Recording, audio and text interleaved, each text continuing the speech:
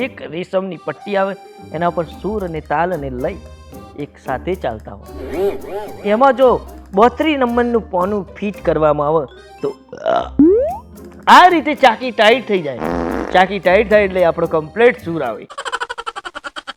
Complete. તમારા સૂરમાં તો કોઈ પેશન્ટ નહીં આવતું. અરે પેશન્ટ શું બકા, પેશન્ટ હમણાં આયા ભેગું. તું જો ખાલી આપણો સૂર એટલો જોરદાર છે, આજુબાજુ કંટાળી કોનનો રસી પડાવવા કોનમાં આવશે